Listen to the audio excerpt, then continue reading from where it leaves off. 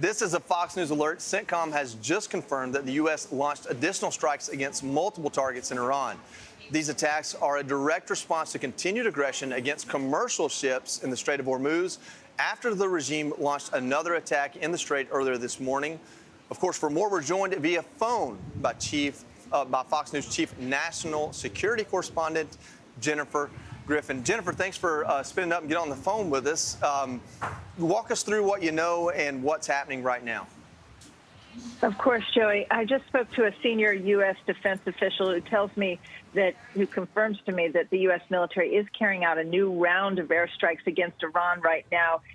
This is in response to the IRGC hitting a ship in the Strait of Hormuz earlier today. It was about 4:30 a.m. when that ship was hit near the Strait of Hormuz. That's the second ship in 2 days, and this is the second night of bombing that the U.S. military is carrying out. The targets include air defense systems, drone storage sites, cruise missiles, targeting radars, and mine-laying capabilities, as well as surface-to-air missiles. That's according to a U.S. official.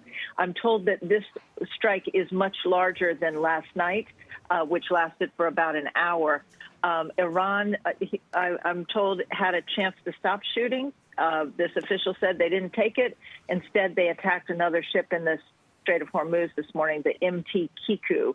That's the name of the ship. That ship was carrying about 200,000 barrels of oil, and so it could have been a disaster in the Strait of Hormuz, a very dangerous situation. These are attack drones, one-way attack drones that Iran and the IRGC have been sending towards these ships.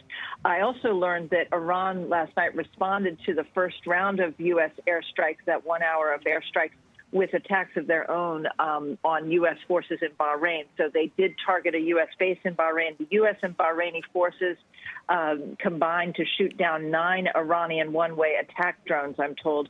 No damage or personnel injuries, according to a senior U.S. official. But this tit-for-tat seems to be escalating and certainly is throwing into question whether this ceasefire is going to hold and whether this MOU is going to move forward. Joey? Jennifer, it sounds like, this is Mary Catherine, it sounds like a lot of these are coastal targets and specifically offensive targets. Why are they still there? Were they targeted during the first round, or these things that they were able to build back up during ceasefires? It's an excellent question, Mary Catherine, because you would have thought after those.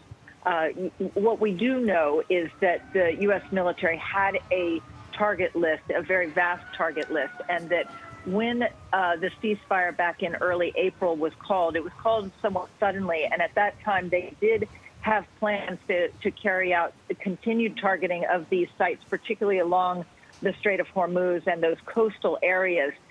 They had worked, I think, for the days and weeks prior to that, they had targeted a lot of inland sites.